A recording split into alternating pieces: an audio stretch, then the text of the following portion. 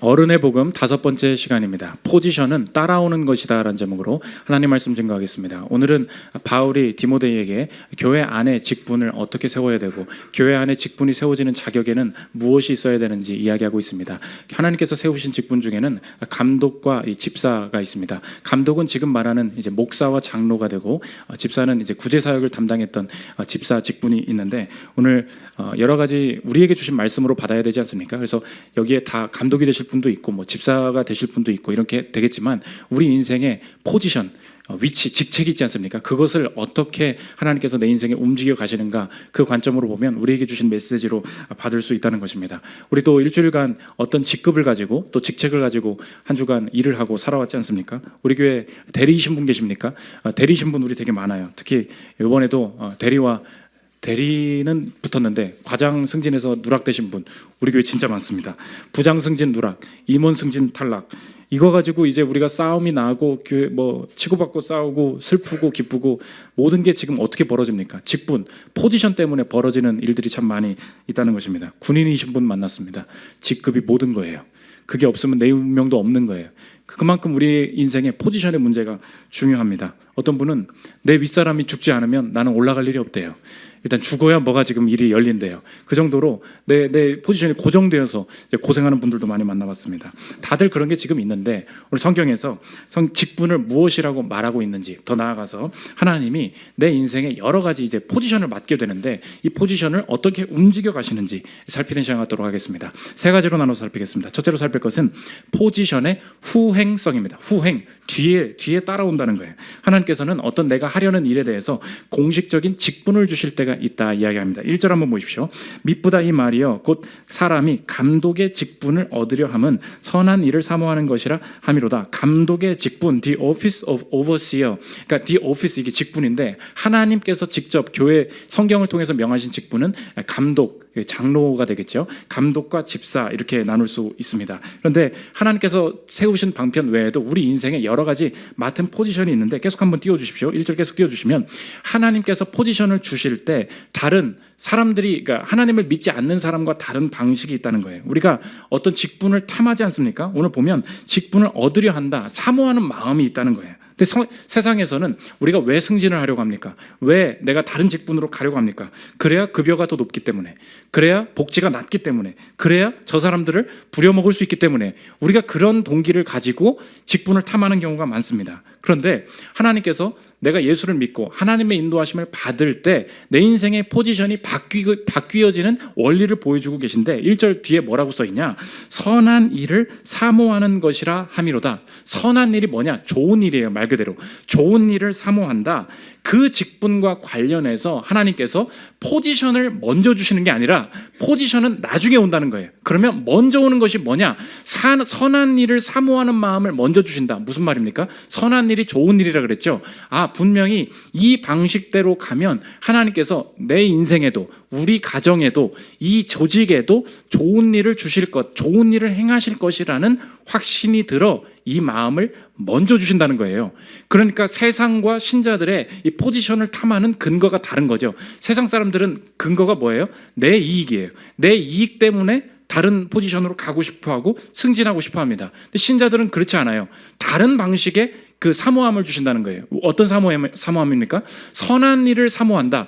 좋은 일을 사모한다. 무슨 말입니까? 내가 좋은 일을 하고 싶다라는 말도 되지만 이 직분, 내 포지션의 움직임과 관련해서 하나님께서 분명히 좋은 일이 일어나게 하실 거야. 분명히 좋은 일을 계획하고 계시다는 확신이 있어. 이 확신이 먼저 든다는 것입니다. 그래서 하나님이 나를 움직이실 때 하나님이 어떤 순서로 나를 움직이시냐?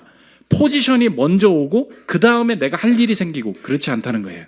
포지션은 후행한다는 거예요. 나에게 그 마음, 하나님에 대한 확신, 좋은 일로 이끌어 주실 것이라는 확신을 먼저 주시고 그 다음에 자격증을 따든 새로 취업을 구하든 어떤 직책에 승진을 하게 되든 포지션은 뒤에 따라오게 된다는 것입니다. 그래서 교회와 세상의 직분, 나의 포지션을 움직이시는 하나님의 인도하심을 정리하면 오늘 제목과 같다는 것입니다. 포지션은 따라오는 거라는 거예요. 포지션은 절대 포지션부터 먼저 잡는 게 아니라는 것입니다. 오늘 혹시 교회에 그래서 처음 나오셨거나 나는 하나님에 대한 확신이나 하나님에 대한 믿음이 전혀 없습니다. 이런 분들도 한번 생각해 보십시오. 절대 지금부터 예수 믿으란 말 아닙니다. 한번 생각해 보세요. 내가 지금 무직입니다. 내가 지금 직업이 없습니다. 혹은 내 지금 직장이 마음에 안 듭니다. 근데 승진은 하고 싶고 뭐 사업도 하고 싶고 자격증도 따고 싶고 내가 하고 싶은 일들, 움직이고 싶은 일들이 많이 있습니다. 그런데 많은 분들 만나보잖아요. 짜증이 나요. 왜 내가 이렇게 해야 되는지 모르겠대요. 세상이 그냥 지겹대요.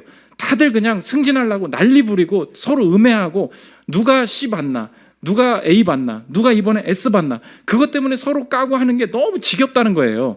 서로 그냥 왜 올라가려고 하냐, 좀 더 쉬려고, 좀 더 편하려고, 좀 더 남 부리려고. 그 세상이 다 지겹다는 거예요. 그런데 이렇게 살다 보니까 내 직업을 왜 가져야 되는지 이런 고민하시는 분들도 참 많습니다. 근데 오늘 이 상황이, 오늘 이 자리에 참석한 것이 혹시 하나님이 나를 부르고 계신 순간이라고 한번 생각해 보십시오. 하나님이 뭐라고 하십니까? 선한 일을 사모하게 하시는 마음을 먼저 주신다는 거예요. 무슨 말입니까? 내가 세상에서 하나님 믿기 전에는 모든 사람들이 자기 이익을 위해서 남 부려먹으려고 포지션을 탐했어요. 그런데 다른 세계가 있대요. 그게 어떤 세계입니까? 내 마음에 확신, 내가 일도 안 했는데 하나님께서 확신을 먼저 주신다는 거예요. 어떤 확신입니까? 내가 무직인데 직업을 갖기 시작했어요. 사람들은 나보고 돈이나 벌으려고 저렇게 구직 활동을 하네 이렇게 말해요. 근데 나는 방구석에서부터 확신이 있는 거예요. 선한 일을 사모하게 하신대요. 무슨 말이에요? 내가 이 취업을 준비해 나가는 과정 중에 하나님께서 좋은 일을 계획해 놓으셨어. 그 확신이 먼저 오는 거예요. 내가 아직 이 자격증을 준비하지 않았습니다. 내가 오늘 교회에서 어떤 직분을 맡은 게 없어요. 근데 내 마음에 먼저 이 교회에 오늘 이 조직에 내가 이것을 열심히 해 나갈 때 하나님께서 내게 주실, 조직에 주실, 가정에 주실 좋은 일이 기대돼. 분명히 뭔진 모르겠는데 분명히 그렇게 하실 것 같아라는 하나님으로부터 오는 선한 일, 좋은 일에 대한 사모함이 먼저 오는 거예요.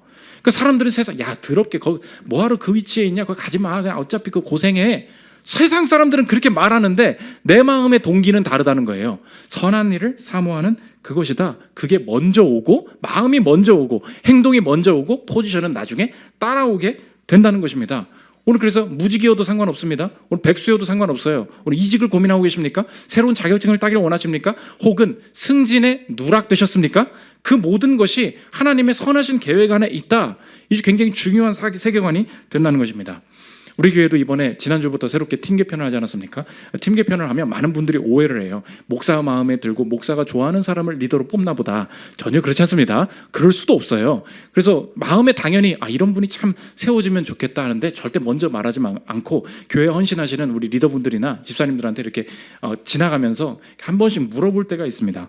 당연히 여러 사람들이 그렇게 인정하고 그런 분들이 세워지면 좋잖아요. 그래서 일부러 말을 안 하고 이렇게 물어봐요. 그럼 이번에 다음 텀에 어떤 분이 리더가 세워지면 좀 좋을까요? 이렇게 물어봤거든요. 신기해요. 정확해. 내 마음에 가지고 있는 그 사람 말을 딱 얘기하는 거예요. 목사님, 정말로 추천하고 싶은 사람이 있는데요.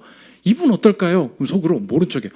그래요? 그분이 그래요? 참고하겠습니다. 내가 사실 그 사람 뽑으려고 했거든요. 그럼 참 좋겠다. 근데 마음대로 할 수 없잖아요. 근데 사람들이 느껴지는 게 뭐냐? 그 사람 아직 포지션 없습니다. 아직 그냥 평신도예요. 근데 느껴지는 게 뭐예요? 그 사람의 마음, 그 사람의 행동이 먼저 간다고요. 그 다음에 포지션이 그냥 주어져, 얹어지는 거예요. 포지션은 수행하는 거예요. 그래서 이 세상에서 교회나 조직에서 제일 미련한 말 있죠. 왜 날 안 뽑아줄까? 이게 제일 미련한 말입니다. 왜 그렇죠? 물론 음해하고 이런 데서는 진짜 답답할 수가 있죠. 그런데 여러분 옆에 있는 사람들이 장님들이 아니에요. 다 봅니다. 모든 하는 말을 다 듣고요. 일거수일투족이 다 느껴지거든요. 이 사람과 있으면 편한지, 이 사람과 있으면 이 사람 참 리더하면 많은 사람들은 품을 수 있을 것 같아요. 다 느껴요. 리더를 하다 보면. 제가 이렇게 물어본 사람들도 팀원들이에요. 팀원들 중에 팀원을 뽑는다고. 이 사람 리더 됐으면 좋겠다. 왜 그래요? 왜 날 안 뽑아줄까? 그렇지 않아요. 이건 뭐예요? 포지션이 선행한다는 거죠. 내가 포지션에 욕심이 있다는 거예요. 그렇지 않아요? 나만 모르는 이유가 있어요. 내가 리더가 안 되는 이유가. 내가 마음과 행동이 준비되면 따라오게 된다는 것입니다. 그래서 적용해야 될 게 뭐냐?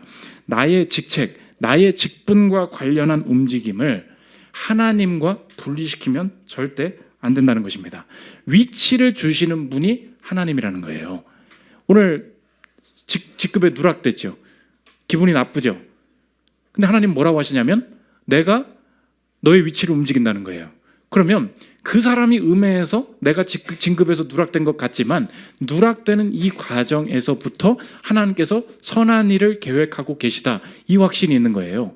그러면 내 움직임, 포지션의 움직임을 하나님과 분리시켜서 생각하지 않아야 된다. 이게 또 어떻게 적용이 되느냐? 내가 다른 데로 가기 전에 지금 내 위치에 있을 때부터 계획하신 하나님의 선한 일이 있다. 그렇게 말도 할 수 있는 거겠죠. 그러니까 세상과 다른 게 뭐냐? 나는 저 위치에 가야만 이제 뭔가 내가 해볼 수 있다는 거예요. 아니에요. 성경은 어디서부터 말하냐? 하나님이 위치를 움직이시는데 포지션은 후행이에요. 포지션을 주시기 전에 여기서 나에게 선한 마음, 좋은 일을 먼저 주신다는 거예요. 그럼 여러분이 아직 대리고 말단 직원이지만, 아직 백수이지만 여기서부터 확신해야 될 게 뭐예요? 방구석에서부터 하나님의 선한 일이 벌어진다는 거예요. 그걸 먼저 찾아야 된다는 것입니다. 그래서 세상과 교회의 차이점이 있어요. 그게 능력과 은사의 차이 한번 했죠. 능력과 은사의 차이가 무엇입니까? 세상은 능력주의예요. 능력은 뭐예요? 위로 가야 쓰임받는다는 거예요. 1등을 해야 쓰임받는다는 거예요. 그럼 밑에서 말단 직원이고 내가 대표도 아니고 이런 사람들은 뭐예요?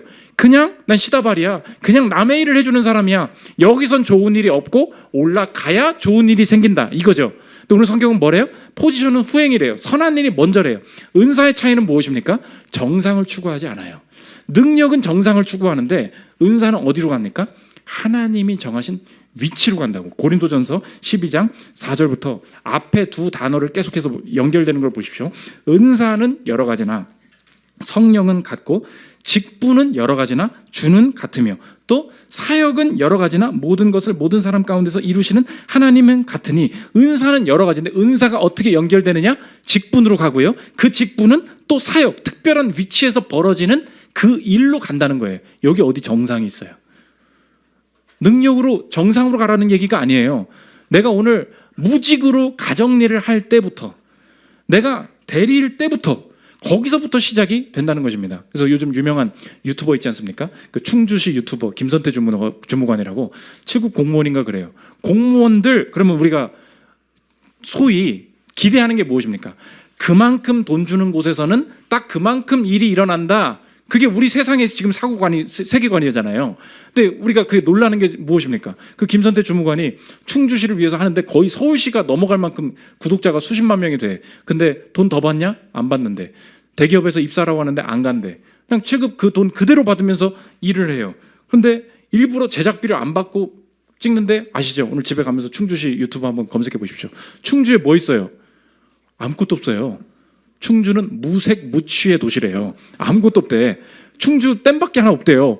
그럼 홍보할 게 없잖아요. 그런데 그 사람, 그냥 그 월급 받는 그 한 사람이 그냥 들어갔어요. 그러면 내가 승진을 해야, 직급이 올라야 쓰임받는 겁니까? 그게 아니라는 표본이 있잖아요. 바로 그거라는 거예요. 너 지금 돈 받은 만큼만 일하려고 하잖아. 이게 지금 세상적인 사고관이라는 거예요. 그러니까 내가 신자로서 사모해야 될 게 무엇입니까? 내가 지금 7급이에요. 내가 지금 9급이에요. 내가 지금 아직 그냥 주무예요. 들어갔을 때 얼른 올라가야지. 그 전에 즐거움과 자유와 확신으로 들어야 될 생각이 무엇입니까? 이 과정 중에 하나님이 좋은 일을 계획하고 계셔. 이 즐거움이 먼저여야 돼요. 오늘 직장이 잘 안 구해주죠. 위로가 있으시길 바랍니다. 그런데 하나님께서는 내가 직장을 구할 자신감과 기쁨도 주세요. 왜요? 내가 아직 무직이거든요. 근데 주님이 나한테 내 엄마 같지가 않아요. 빨리 직장 좀 구해! 주님이 오늘 설교 시간에 그렇게 말씀하시지 않는다고요. 주님은 오히려 확신을 주세요. 뭐래요? 선한 일을 사모하는 그것이라, 이게 먼저라고. 포지션은 따라온다고요. 그럼 오늘 내가 변해야 될 게 뭐예요? 힘내서 직장 구해 봐야지. 아이고, 이게 아니에요.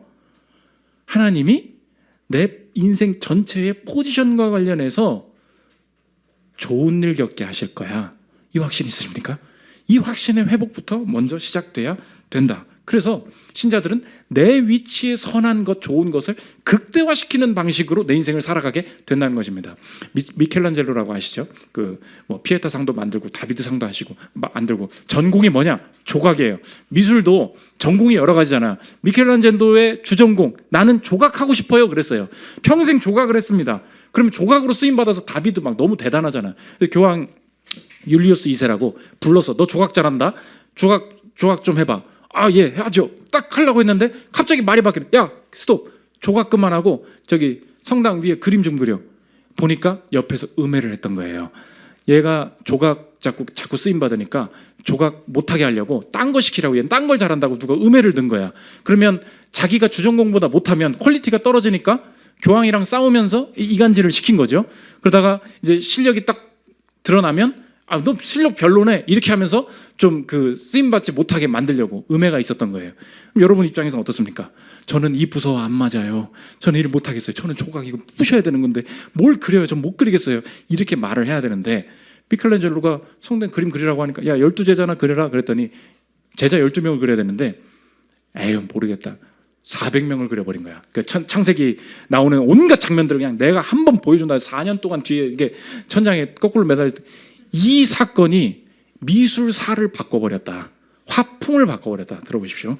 미켈란젤로의 헌신이 미친 영향은 참으로 광범위했다. 그가 완성한 시스티나 성당의 프레스코는 무척이나 대담하고 정교했으며 마치 살아있는 듯 보였기 때문에 그 유명한 화가죠. 라파엘을 포함한 수많은 동료 작가들의 기법을 바꿔놓았다. 미술학자들은 미켈란젤로의 이 걸작이 유럽 화풍의 미래를 영원히 바꾸어 놓았다고 말한다. 존 맥스웰 얘기인데 무슨 말입니까? 이 자리에서 난 조각이 전공인데 이거 시켰으니까 여기는 아무 재미도 의미도 없는 거죠. 이게 세상 생각이라고요. 근데 우리에게 먼저 신자들이 가져야 될 확신이 뭐라고요? 선한 일을 사모하는 그것이다.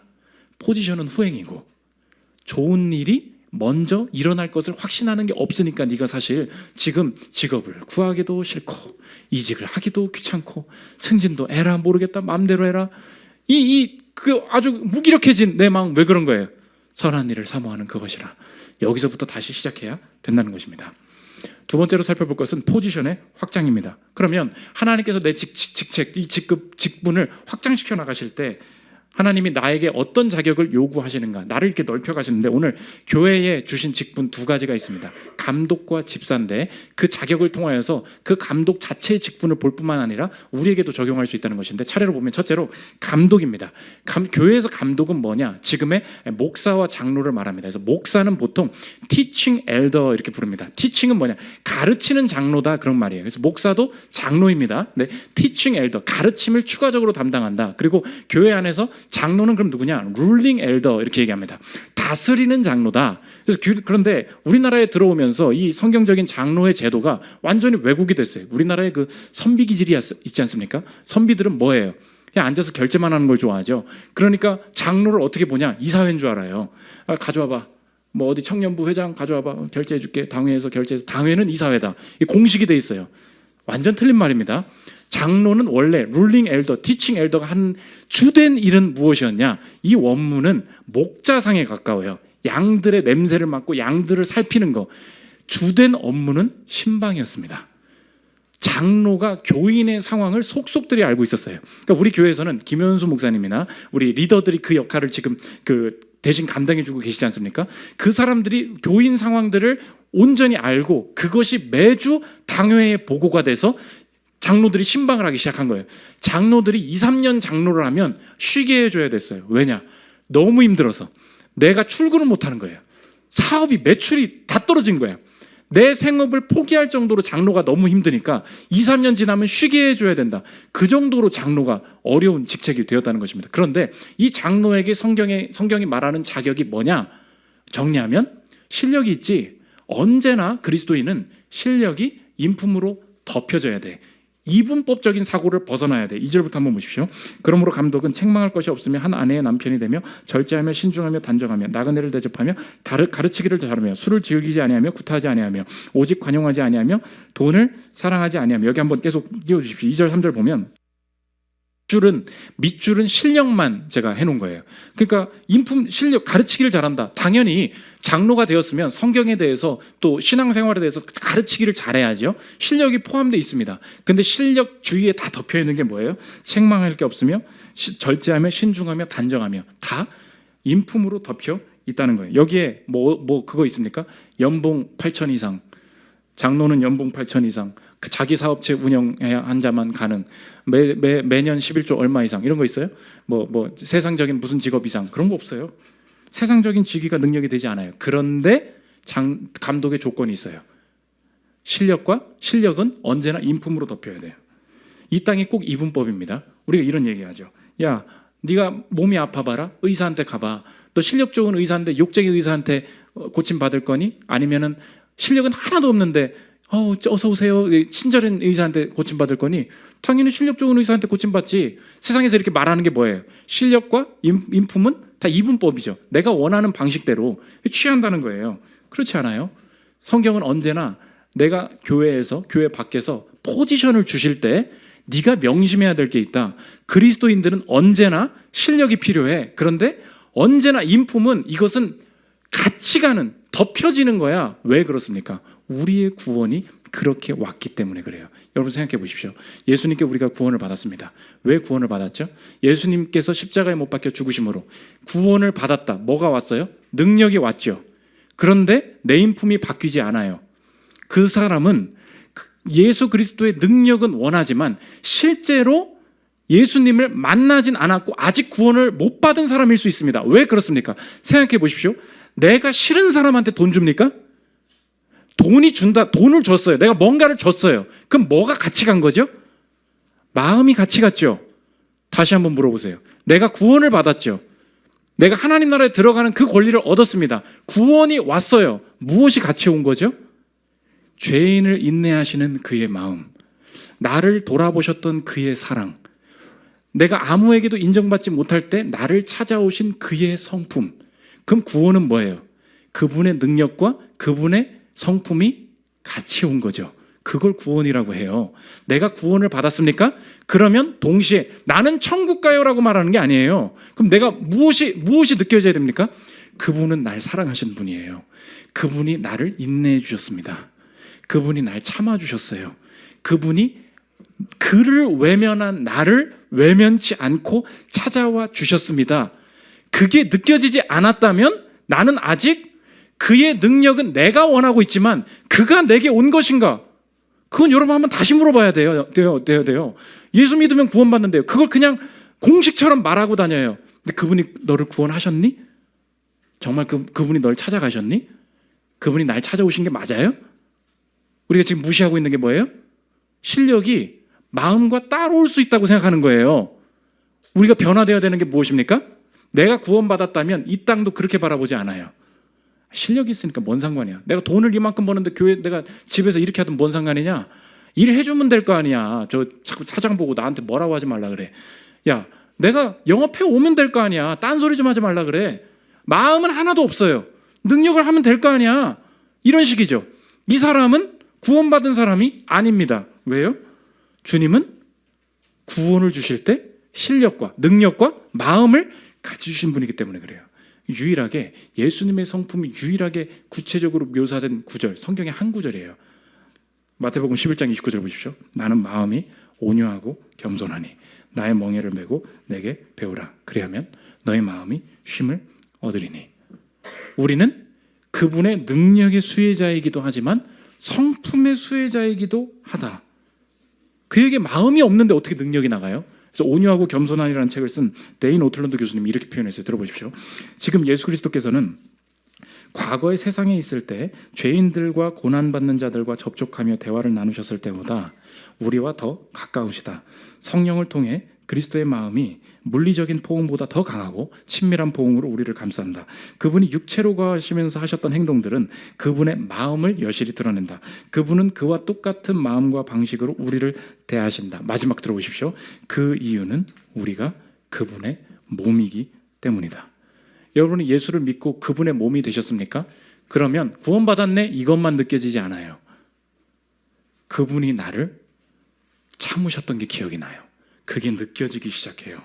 그래서 능력과 성품을 별개로 두고 있다면 나는 사실 예수님의 구원을 온전히 받지 못했거나 그래서 온전히 지금 누리고 있지 못한 게 된다는 것입니다. 오늘 감독의 자격이 뭐라고요? 여러 가지 있죠. 절제하고 뭐 단정하고 신중하고 우리가 다 모두가 감독되지는 않잖아요.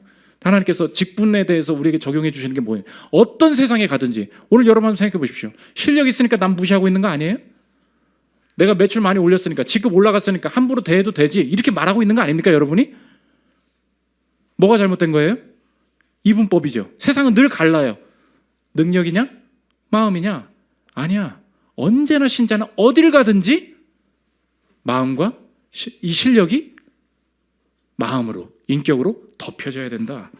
이 통합을 보여주고 있다는 것입니다. 두 번째로 살펴볼 것은 집사인데 오늘 두 번째 직분 중에 하나가 이 집사입니다. 집사를 통해서 외적 역량을 보여주는데 원래 집사가 하는 일은 무엇이었냐?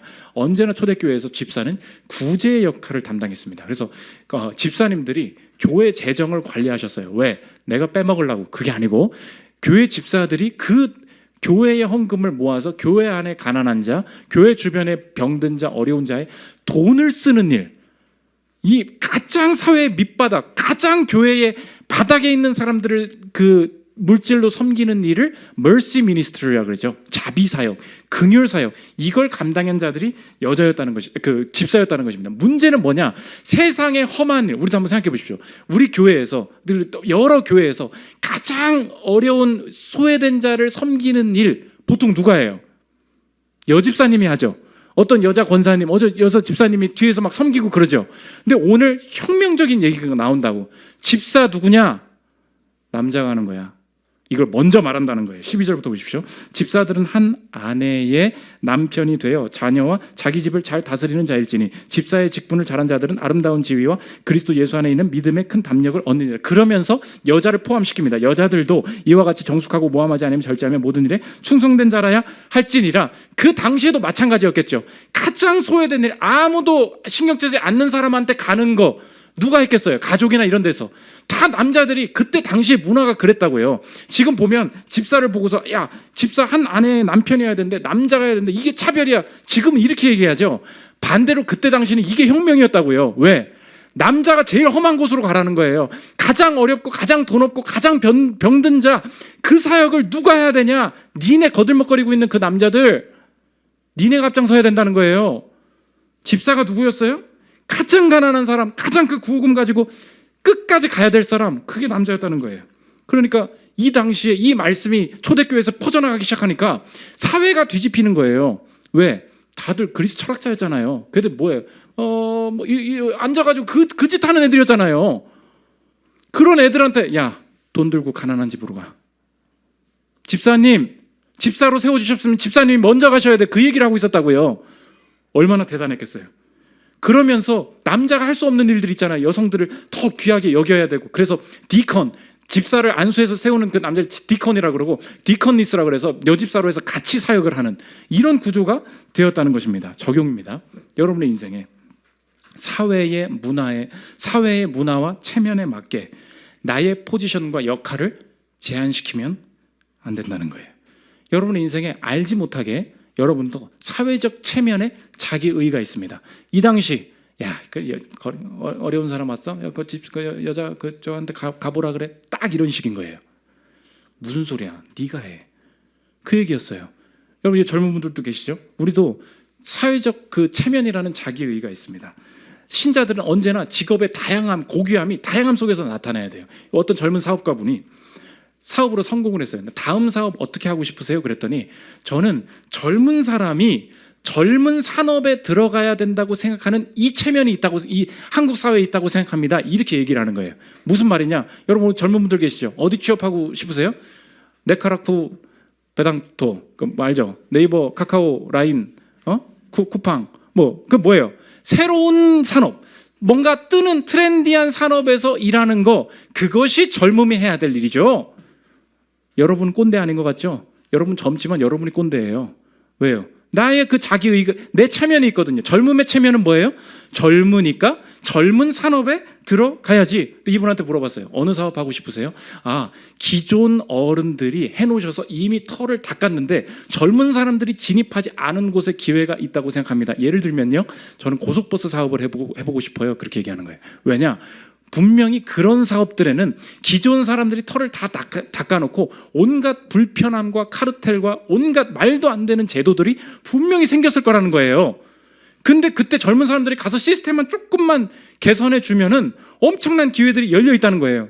근데 우리나라에서 쉽게 안 하는 게 뭐냐? 젊은 사람들 자기들은 맨날 오픈마인드라고 하면서 가는데 보면은 맨날 사회적으로 나를 어떻게 봐줄까? 그것만 보고 있다는 거예요.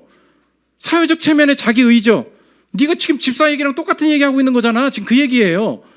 우리가 지금 교회에서 집사가 아니어도 좋습니다. 근데 이걸 우리에게도 지금 주신 말씀으로 적용해야 될 거 아니에요. 사회적 체면의 자기의 이것 때문에 내 미래가 막히고 있다는 것입니다. 27살 여자였어요. 500만 원, 800만 원씩 벌어. 들어보니까 도배사야. 내가 영화 시나리오 하려고 했대요. 돈도 안 벌리고 뭐 해야 될지 모르고 적성에도 안 맞았대. 그래가지고 가보니까 야, 왜 도배를 남자만 하냐? 그 체력 조금만 있어도 체력 별로 안 좋아도 할 수 있다는 거야. 하는데 여자랑 더 섬세하잖아요. 너무 잘해주는 거야. 그래서 요즘 유튜브 하나 소개할까? 열혈남아라고 몸으로 어떻게 하면 몸 써서 돈 벌 수 있는가 거기 나오거든요. 열혈남아. 집에 가면서 한번 보십시오. 거기서 문제가 뭐냐? 젊은 사람들이 아무 기술을 안 배우려고 하니까 이 시대에 기술 부족이 일어나서 기술자 부족이 일어나서 돈이 이 시급이 폭발하고 있다는 거예요. 왜? 아무도 안 오니까. 기본 500이고 기본 800번대요. 물론 어려운 게 있겠죠. 근데 제가 지금 말하려는 게 뭐냐? 남자라고 안 되냐? 여자라고 안 되냐? 그런 거 아니라는 거예요. 우리 집에 저희 아내도 그 남자만 큰 차를 봅니까? 저희 집도 야, 여자도 큰 차를 몰아야지. 그래서 저희 집에 큰 차가 하나 있어요. 그 목사가 타고 다녀요. 스타렉스라고 큰 차가 하나 있습니다. 근데 너무 큰 차니까 어린이집 등하원을 해야 되는데 그 제가 못할 때가 있으니까 제 아내가 가거든요. 쫙 보통 사회적 편견 스타렉스를 누가 몰아요? 딱 쳐다보면 남자여야 되잖아. 어린이집에서 딱 내리면 사람들 깜짝 놀래요. 그래서 유통업 사장님인 줄 알고 있어, 우리 저기 아내를. 그래서 유통업 하시냐고 그러면 남편이 유통업 한다고 그래서 복음 유통 한다고 하고 있다고 그래서 얘기하고 다니는데 요새 너무 잘해요. 뭐 여자는 뭐 꼭 그런 차 타야 됩니까? 그런 거 아니죠. 그런 게 막 바뀌어야 된다는 것입니다. 요즘 남자한테 압박감이 많아요. 남자가 뭐 돈도 준비돼야 되고 뭐도 준비해야 되고 뭐 육아도 해야 되고. 근데 어떤 남자들이 모여서 책을 썼어요. 썬데이 파더스 클럽이라고. 남자로서 육아를 해야 되는 돈도 없고 준비가 안 됐다고 느껴졌다는 거예요. 계획도 없고 뭐 이론도 없고. 그러니까 나는 준비되지 않은 아빠인가 봐. 그랬는데 뛰어들어 보니 새로운 기회가 있다는 거예요. 아빠라는 게 뭐냐? 바뀌어야 된다는 거예요. 썬데이 파더스 클럽에 나온 얘기입니다. 들어보십시오. 전날부터 애써 준비한 이유식은 아이의 이유 없는 단식 투쟁으로 주인 없는 음식이 될 때가 많고, 아이의 규칙적인 생활을 위한다고 계획한 낮잠 시간은 절대 결코 도무지 잠들지 않는 아이로 인해 오히려 부모의 인내심을 시험하는 시간이 된다. 여기에 지나고 보니 알게 된 한 가지 진리는 준비된 지식이나 완벽한 계획을 이기는 건 부모의 몰입과 함께하는 시간이라는 점이다. 만약 그때 내가 육아 공부도 많이 하고 필요한 모든 것을 철저하게 준비했더라도 출산 이후에 아이에게 쏟는 시간보다 일에 쏟는 시간이 더 많은 아버지의 삶을 살고 있다면 과연 아이와 지금과 같은 친밀감을 가질 수 있을까? 반대로 아이 곁에서 지금처럼 시간을 보내며 일상이 추억이 되는 순간을 쌓아나갈 수 있다면 아이에게 준비된 아빠는 아닐지라도 필요한 아빠 소리는 들을 수 있지 않을까? 사회적으로 나한테 다가오는 게 뭐예요? 준비된 아빠가 돼야 내 인생이 행복할 거야. 이렇게 다가온다는 거예요. 오늘 하나님이 내 인생을 깨시는 게 뭐예요? 집사가 한 집에 아내 남편이 돼야 된대요. 그 당시 그거 혁명이었어요. 오늘 여러분의 인생에 그리스도를 믿고 혁명이 나타나고 있습니까? 사회적 관습의 자기의, 그리스도가 아닌 거 사회적으로 그렇게 하니까 여긴 가면 안 되고 이건 하면 안 되고 벗어날 때 기회 주신다는 것입니다. 마지막 세 번째, 포지션의 선행입니다. 왜 이 직분을 가지고 왜 이런 역할을 감당해내는가? 교회란 뭐냐? 오늘 마지막 정의를 내리는데 하나님의 집이다. 15절 보십시오. 만일 내가 지체하면 너로 하여금 하나님의 집에서 어떻게 행하여야 할지를 알게 하려 함이니 이 집은 살아계신 하나님의 교회요 진리의 기둥과 터니라. 이 땅의 집은 다 사라지는데 이제 우리가 갈 집이 있다는 거예요. 그게 하나님 나라입니다. 하나님 나라의 집을 어떻게 열어주셨냐? 예수님께서 자신의 몸으로 자신이 성전 문지기가 되어서 자신이 십자가의 죽으심으로 우리의 인생을 하나님의 집에 들어가게 하셨다. 그래서 교회의 이 땅의 교회에서 그리스도를 믿는 자가 그대로 하나님의 집에 들어가게 된다는 거예요. 그러니까 이 집, 지역 교회는 지금 살아있는 하나님의 집이 되죠. 내가 이 땅에서 뭐 여러 가지 집이 있고 여러 가지 직위가 있어요. 그거 다 어떻게 됩니까? 금방 사라져요. 여러분 젊음이 조금만 없어져 보십시오. 조금만 은퇴해 보십시오. 경비원 무시하는 게 아니에요. 어느 경비를 가려고 해도 아무도 문지기로도 안 해줘요. 그게 인생이라고요. 조금만 밀려도요, 조금만 별로여도요, 금방 알아채고요. 세상이 뭐예요? 약육강식 아닙니까? 조금만 늙은 것 같아도요, 조금만 얼굴에 티나도요, 다 무시하는 게 세상이라고요. 그 세상의 달콤함 따라서 조금 살았습니다. 조금 즐겼어요. 그러면서 하나님 무시했습니다. 마지막에 갈 곳이 어디냐? 다 죽음이에요. 죽은 다음에 어디 가냐? 하나님의 집이 있다는 거예요. 누가 들어가냐? 돈 많이 벌었던 사람 아니라는 거예요. 누가 들어가냐? 예수님이 맞아주신 자. 그래서 오늘 본문이 완전히 다시 해석되는 게 뭐냐? 나보고 감독되고 나보고 장로되고 나보고 집사라는 줄 알았어요. 근데 마지막에 뭐라 그러냐? 여기는 하나님의 집인데 하나님의 집에서 누가 나를 맞아주냐는 거예요. 집사가 누군데? 이 땅에 내 인생의 최초의 집사님을 소개해주고 계십니다. 그게 누구예요? 그게 예수님이라는 거예요. 예수님은 누구십니까? 나의 집사님이에요. 집사가 누구라고요? 긍휼사요. 가장 가난한 자, 가장 소외된 자에게 다가가는 역할을 하는 사람, 그게 집사라고요. 그러면 역사상 최초의 집사님은 누구십니까? 그 예수님이에요. 주님 나보고 집사 역할 좀 해보라고 하는 거 아니셨군요. 내 인생 하나님의 집에 들어갈 자격 없는데 예수님이 십자가에 못 박혀 죽으시고 내 발을 씻으시면서 내 인생의 최초의 집사님으로서 역할을 해주신 그분이 나의 주님이시라면 그 선한 감독, 다스리는 감독, 그 집사의 직분을 해주신 예수님 때문에 내가 하나님의 집에 들어가게 되었습니다. 그러므로 그 집에 들어갈 것에 대한 확신이 있으니 이 땅의 삶도 내 인생 남은 인생의 가장 큰 가치, 가장 큰 재미는 하나님의 집에 있습니다. 하나님의 집이 제일 재밌습니다. 이것만 여기서 영원히 남을 것이기 때문입니다. 여기 있는 사람, 내가 주보 나눠주고 내가 팀 모임, 여러분 리더가 얼마나 힘든 줄 알아요? 맨날 여러분 끝나면 아유 뭐 먹나 그 고민만 하죠. 식당 못 들어갈까 봐 맨날 전화하면서 욕먹고 맨날 뭐 자리 없어서 나온다 그러면 그 팀원들 그 썩소를 내가 감당해 내가면서 어떻게든 편하게 해주려고 미리 예약하고. 여러분 그 사람이랑 무슨 관계예요? 아무 관계 없는 사람이죠. 그게 집사 역할이에요. 어서 오시라고 주고 나눠주고 청소하고. 여러분 밥을 먹으면서 생각 안 해봤어요? 그 돈이 어디서 났는지? 여러분 카페에서 편안히 앉아있을 때 생각 안 해봤어요? 이걸 누가 예약했는지? 이 테이블을 누가 깔았는지? 그때 느끼는 게 뭐예요? 내 존재가 교회에서 처음에 느껴야 될 게 그거예요. 우리 교회가 왜 자꾸 교회에서 먼저 베푸는지 아십니까? 교회는 먼저 내가 드리는 곳이 아니에요. 예배가 무엇입니까? 주님이 차려놓으신 밥상이에요. 주일은 그게 중요한 거예요. 먼저 느껴야 될 게 뭐냐? 나는 뭘 줄 수 있는, 교회에서 그런 사람들 목을 쳐야 돼요. 뭘 줄 수 있다고? 주님이 차려놓은 밥상 가운데 내가 먼저 먹는 거예요. 그때 느껴져요. 이 집사님은 누구지? 내 인생에 다가오신 그분이 예수님이구나. 그거 알 때 우리 교회 그래서 걱정해요. 밥값이 이렇게 많이 나가는데 그만해야 되는 거 아니냐고. 한 가지 더 얘기하면 우리 교회처럼 11조 많이 하고 헌금 많이 하는 청년들도 없습니다.